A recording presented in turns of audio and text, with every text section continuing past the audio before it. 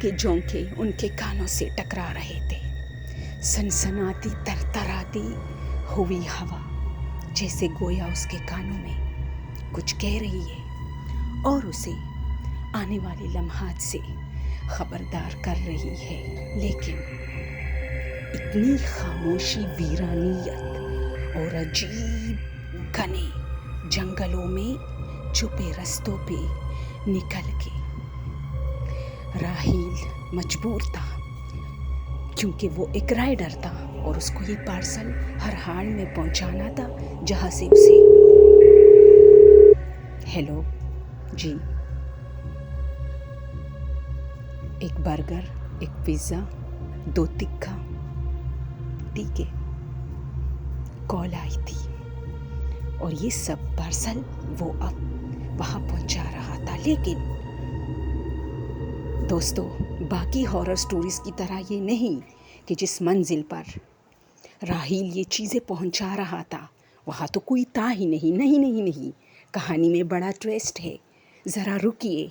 ये उन तमाम एक जैसे हॉरर राइडर स्टोरीज से बहुत अलग। यहाँ पर मसला पार्सल वाले फ़ोन का नहीं था जो पार्सल मांग रहा था, बल्कि मसला तो कुछ और था। इन घने रास्तों में निकलते हुए अचानक राहील की बाइक रुक रुक के चलने लगी, जिससे पता चलता था कि पेट्रोल ख़त्म हो चुका है। अब राहील पैदल जा रहा है, एक हाथ में पार्सल और दूसरे हाथ में बाइक। राहील को एक पंप मालूम था जहाँ तक अब उसे पैदल जाना पड़ेगा।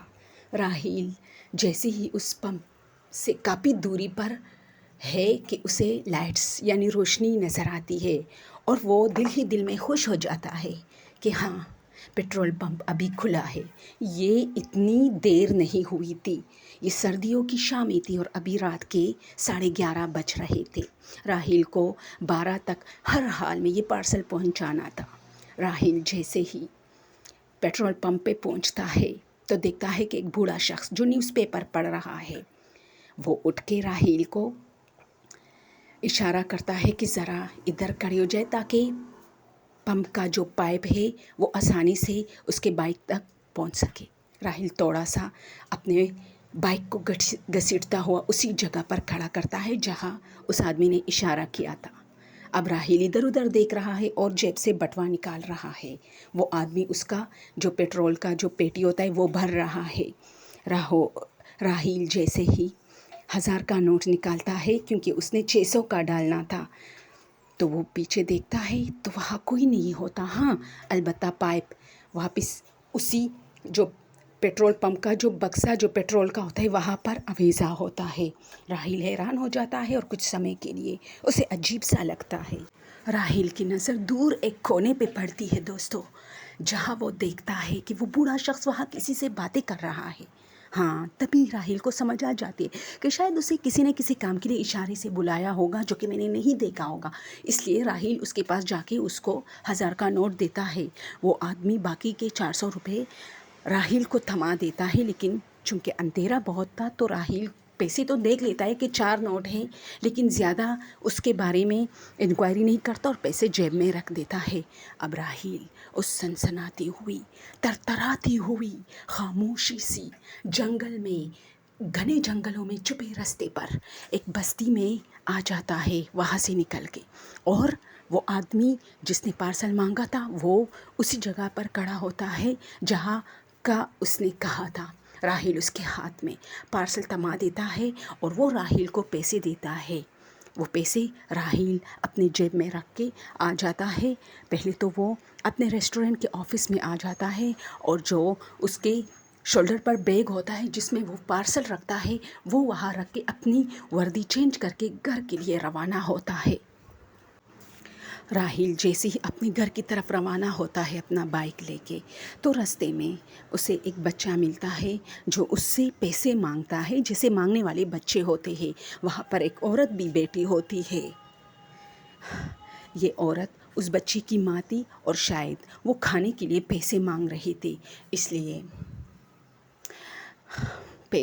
راحیل جیسے ہی جیب میں ہاتھ ڈالتا ہے تو وہ نوٹ جو راحیل کو پمپ والے نے دی تھی اس میں سے ایک نوٹ اس عورت کو دے دیتا ہے، لیکن وہ عورت اچانک اسے کہتی ہے صرف 20 روپے چاہیے، جس پر راحیل اپنے دوسرے جیب میں، جو کہ پہلے سے اس کے جیب میں اسی کے پیسے 2-3 دن سے موجود تھے، اسی سے 20 روپے دیتا ہے اور گھر کی طرف روانہ ہوتا ہے۔ راحیل اپنے گھر پہنچ کے بہت زیادہ تھکاوٹ کی وجہ سے اور گھبراہٹ کی وجہ سے، کیونکہ ان کو ایسی جگہوں پہ جانا پڑتا ہے جب پارسل کا آرڈر آتا ہے کہ وہ اس نے پہلے کبھی دیکھی ہی نہیں ہوتے، اس لیے وہ ڈائریکٹ سو جاتا ہے۔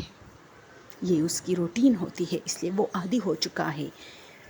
اب صبح ہوتی ہے تو ان کے چھوٹے چھوٹے بھانجے بھانجیاں اور بھتیجے بھتیجیاں جب اسکول جا رہے تھے تو ان سے پیسے مانگے، جس پر راحیل ناشتے کے ٹیبل پر بیٹھا ہے اور اپنے جیب میں ہاتھ ڈال کے وہی پیسے نکالتا ہے جو پمپ والے نے اس کو دیے تھے۔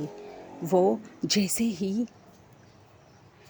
جیب سے پیسے نکالتا ہے وہ حیران ہو جاتا ہے، ارے وہ تو اس کے ملک کی کرنسی ہی نہیں تھی، وہ تو کسی اور ملک کی کرنسی تھی، کسی اور کنٹری کا اس پر ساری چیزیں لگے تھے۔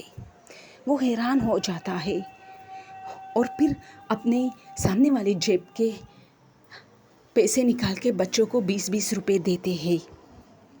اب راحیل پریشان ہے کہ یہ اب اس کے ساتھ کیا کروں۔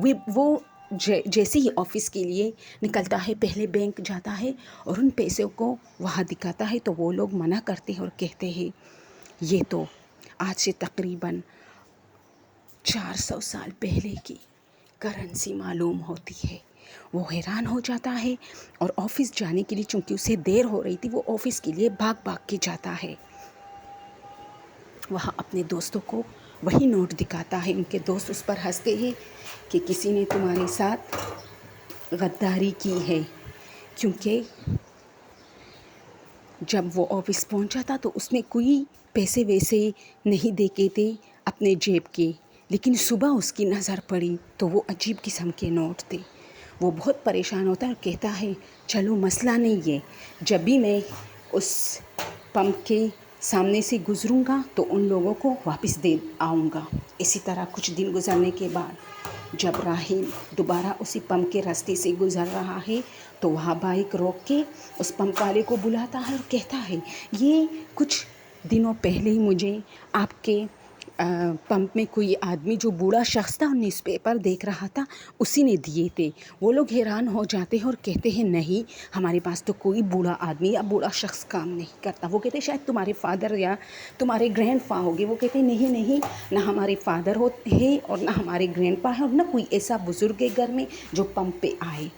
پھر اس نے کہا کہ کس طرح دکھتا تھا وہ، تو راحیل انہیں بتاتا ہے کہ وہ کس طرح دکھتا تھا، تو وہ لوگ کہتے ہیں نہیں، ایسا کوئی بندہ ہمارے پاس کام نہیں کرتا۔ دوسری بات یہ کہ ہمارے ہاں سارے ایماندار لوگ ہیں، ایسی کرنسی کا دھوکہ آپ کے ساتھ ہمارے پمپ میں کوئی نہیں کر سکتا، اس لیے برائے مہربانی یہ جو ہنگامہ آپ نے کھڑا کیا ہے ہم آپ کو پیسے بھی دیں گے، کیونکہ آپ نے یہاں سے پیٹرول ڈلوایا ہے اور آپ نے پیسے دیے ہیں صحیح سے، لیکن ہمیں کوئی پیسے نہیں ملے اور ہم ریکارڈ چیک کریں گے کہ یہ کس نائٹ کی بات ہو رہی ہے۔ جب وہ لوگ ریکارڈ چیک کرتے ہیں تو 3-4 دن پہلے اس نے وہ پیٹرول جو ہے اپنے بائک میں ڈلوایا تھا، اسی وجہ سے وہاں ریکارڈ میں آ جاتا ہے کہ اس رات 12 بجے کے بعد پورا جو پمپ تھا وہ بند تھا۔ لیکن راحیل کہتا ہے میں تو 11:30 بجے تک یہاں پہنچ چکا تھا، تو اسی پر ایک ورکر کہتا ہے کہ میں 11:30 بجے پر ہی یہاں سے نکلا تھا اور میں نے پمپ بند کیا تھا۔